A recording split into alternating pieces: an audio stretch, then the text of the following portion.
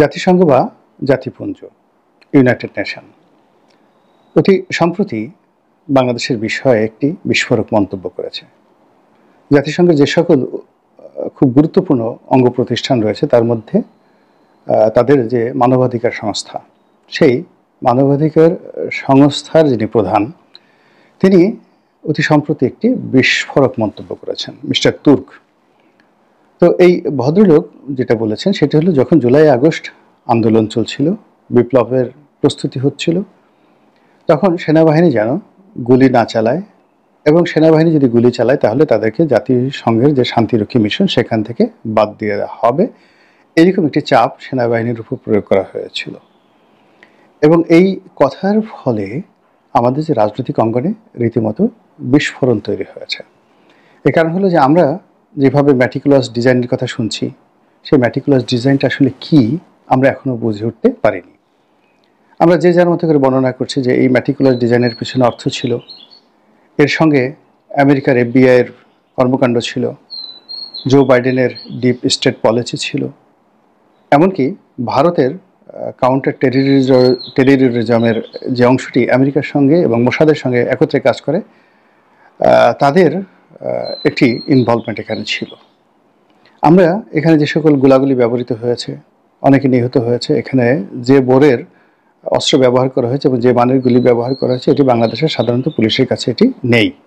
তাহলে এই গুলি আসলে কোত্থেকে? এই কথা বলে ব্রিগেডিয়ার সাখাওয়াত সাহেবের চাকরি চলে গেছে, এবং এটিকে আমরা ম্যাটিকুলাস প্ল্যানের মধ্যে রেখেছিলাম।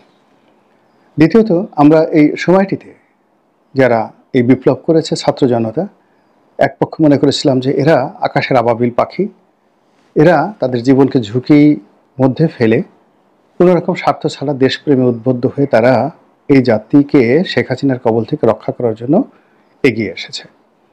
কিন্তু তাদের পিছনে কোনো শক্তি থাকতে পারে, কোনো কুটচাল থাকতে পারে, তারা কারো দ্বারা ইউজড হতে পারে, তাদেরকে কেউ শিখিয়ে দিতে পারে, এই কথা আমরা কিন্তু এখন পর্যন্ত ভাবিনি। তৃতীয়ত, সেনাবাহিনীর কর্মকাণ্ড নিয়ে আমরা ভীষণ রকম উদ্বেলিত ছিলাম। আমরা মনে করেছিলাম যে জনগণের প্রতি ভালোবাসার কারণে, স্নেহের কারণে, দেশের গণতান্ত্রিক বোধ এবং বুদ্ধির যে চর্চা সেটাকে সমুন্নত রাখতে এবং একটি স্বৈরাচারী সরকারকে বিদায় রাখার জন্য সেনাবাহিনী ঐতিহাসিক ভূমিকা পালন করেছে। কিন্তু সেনাবাহিনী যে কেবলমাত্র তাদের চাকরি বাঁচানোর জন্য কিংবা জাতিসংঘে তারা যে দায়িত্ব পালন করে সেখান থেকে তারা যে ডলার পায়, সেই ডলারের লোভে তারা সরকারের সেই নির্দেশনাসমূহ অমান্য করেছে এবং নিজেদেরকে নিষ্ক্রিয় রেখেছে। এই যে কথাগুলো এখন আমাদেরকে চিন্তা করতে হচ্ছে, সত্য মিথ্যা পরে দেখা যাবে, কিন্তু এই কথাগুলো কিন্তু এখন চিন্তা মধ্যে চলে এসেছে, যার ফলে পুরো সরকার ব্যবস্থা, তারপরে পুরো এই বিপ্লব, পুরো আগামী দিনের রাজনৈতিক ভবিষ্যৎ, নির্বাচন, সব কিছু এলোমেলো হয়ে যাচ্ছে। এবং একই সঙ্গে যে আশঙ্কাগুলো দেখা দিয়েছে, সেই আশঙ্কাকে নিয়েই মূলত আজকে কিছু কথা আপনাদেরকে বলবো। প্রথমত হলো যে জাতিসংঘ যে কাজগুলো করে সেই কাজগুলো তাদের পিছনে একটা বিরাট স্বার্থ থাকে। এই যেমন ধরুন আমাদের দেশে রোহিঙ্গা যারা আছে, এই রোহিঙ্গাদেরকে ব্যবহার করে জাতিসংঘ কিন্তু মূলত ব্যবসা করছে। এখানে তারা যে টাকা দিচ্ছে তার সিংহভাগই তারা মেরে দিচ্ছে।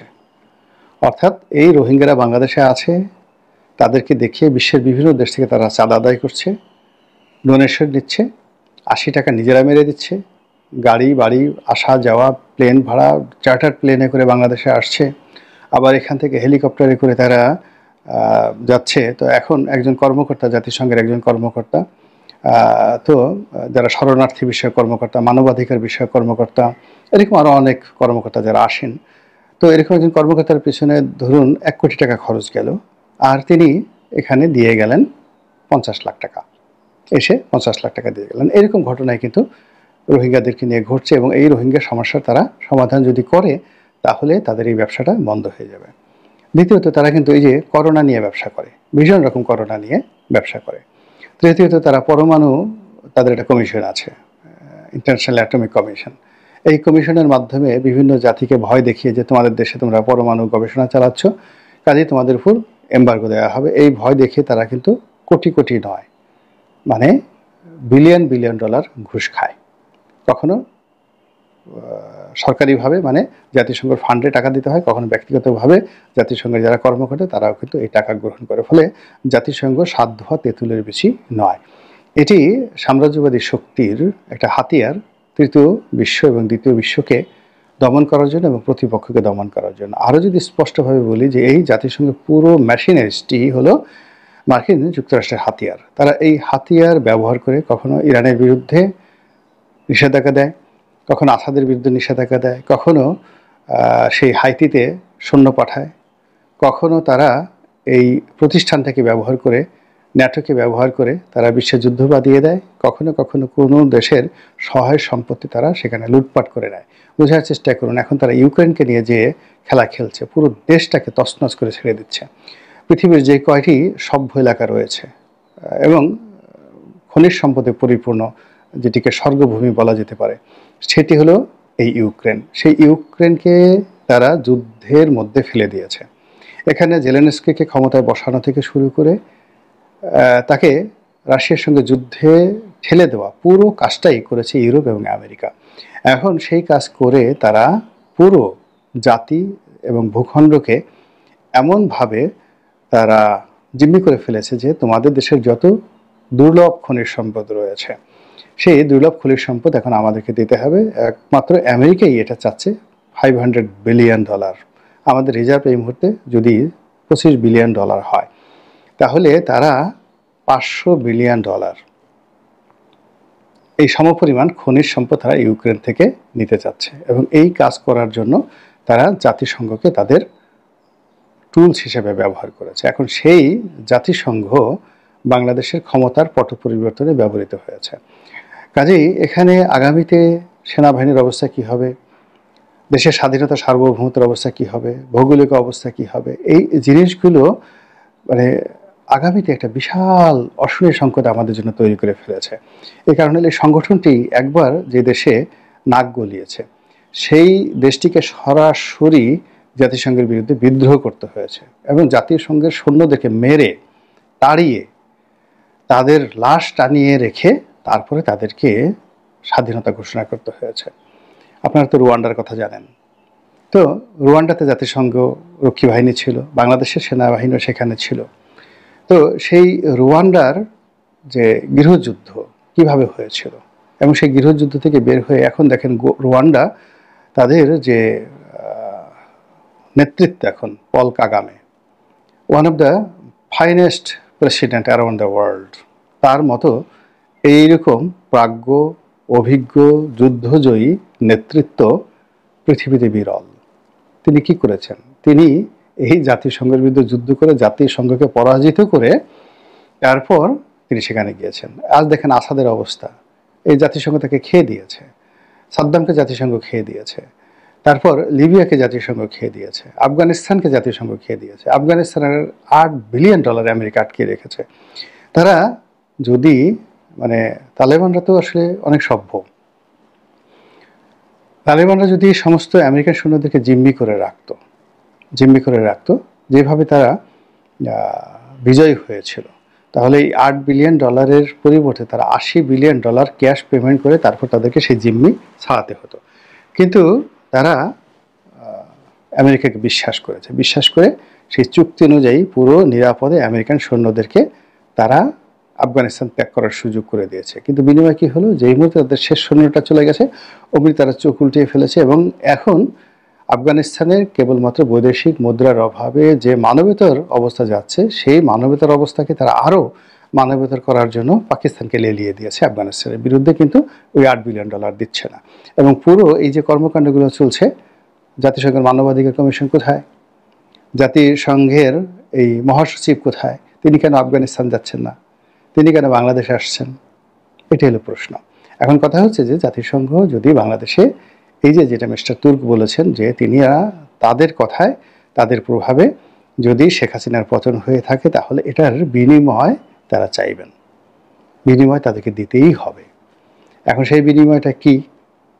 এখানে একটা জটিল অবস্থায় ডক্টর মোহাম্মদ ইউনূস পড়েছেন। প্রথমত, জাতিসংঘ কখনো চীনকে এখানে ঘাঁটি গাড়তে দেবে না। দ্বিতীয়ত, এখানে তারা ভারতকেও ঘাঁটি গাড়তে দেবে না। এখানে তাদের জন্য সেন্ট মার্টিন লাগবে, এবং সেন্ট মার্টিন তাদের জন্য যে প্রস্তুত করা হচ্ছে না, বা এই গত 7 মাস ধরে সেন্ট মার্টিনকে যে জাতিসংঘের জন্য সাজানো হচ্ছে না নববধূ রূপে, আপনি কি করে বুঝলেন? একটু সেন্ট মার্টিন যেয়ে দেখেন তো, যাওয়ার চেষ্টা করে দেখেন তো কি অবস্থা হচ্ছে সেখানে।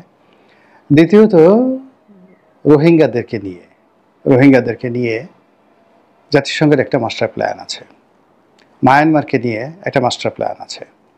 তারা এই বাংলাদেশের ভিতর দিয়ে আরাকান রাজ্যের মধ্যে একটা সেফ জোন তারা করতে চাচ্ছে।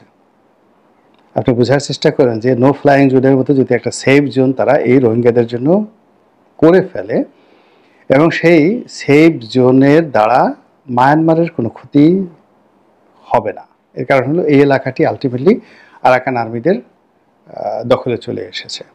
এখন এখানে যদি তারা একটা করিডোর তৈরি করে, একটা সেফ জোন তৈরি করে, পুরো যাকে বলা হয় ঝুঁকিটি বাংলাদেশের পার্বত্য অঞ্চলের উপর এসে যাবে। আর এখানে যদি তারা ঠিক সেই পূর্ব তিমুরের মতো একটি রাজ্য প্রতিষ্ঠিত করতে পারে, সেটা আরাকানে হোক, টেকনাফে হোক, উখিয়াতে হোক, বা যেখানেই হোক, এবং সেখানে যদি গুশমাহের মতো একজন শাসক তারা পেয়ে যায়, এবং আরেকটা নোবেল পুরস্কার সেখানে দেয়া যায় তাদের মধ্য থেকে, এবং জাতিসংঘের আশ্রিত একটি রাজ্য সেখানে থাকে, এবং আমেরিকার সমস্ত প্রযুক্তি সেখানে স্থাপন করা যায়, তাহলে একই সঙ্গে ভারত, পাকিস্তান, চীন এবং বাংলাদেশ সবগুলোকে রীতিমতো দৌড়ের উপর রাখা যাবে। এখন এই যে বিষয়গুলো নিয়ে আলোচনা হচ্ছে, আশঙ্কা হচ্ছে, শঙ্কা হচ্ছে, কথা হচ্ছে, বার্তা হচ্ছে, এগুলো নিয়ে সরকারের পক্ষ থেকে কোনো রা নাই, টু নাই, শব্দ নেই। আপনারা প্রশাসনের বিভিন্ন স্তরে এখন অনেক আমেরিকান দালালকে দেখতে পারবেন, সিআইএর এজেন্ট বলে পরিচিত, দীর্ঘদিন ধরে সিআইএর এজেন্ট হিসেবে পরিচিত, তাদেরকে দেখতে পাবেন। এরপর বাংলাদেশের নাগরিকত্ব নেই এরকম অনেক আমেরিকান দালাল ফড়িয়ারা এখন বাংলাদেশে ছড়ি ঘোরাচ্ছে। আর তারই মধ্যে যখন একের পর এক মব তৈরি হচ্ছে, আইনশৃঙ্খলা যখন অবনতির চরমে, মানুষের প্রাণবায়ু যখন নাভিশ্বাসে পরিণত হয়েছে, অর্থাৎ নাক দিয়ে নিঃশ্বাস প্রশ্বাসের পরিবর্তে নাভি দিয়ে নিঃশ্বাস প্রশ্বাস বের হচ্ছে, ঠিক সেই সময়টাতে আমাদের দেশে জাতিসংঘের মহাসচিব তিনি আসছেন। তো মিস্টার গুতরেস যে আসছেন এই মুহূর্তে, তিনি কি আমাদেরকে চুম্বন করার জন্য আসছেন, আলিঙ্গন করার জন্য আসছেন, না আমাদেরকে কিছু দিতে আসছেন, না নিতে আসছেন, সেটাই দেখার বিষয়। মহান আল্লাহ রাব্বুল আলামিন আমাদের সবাইকে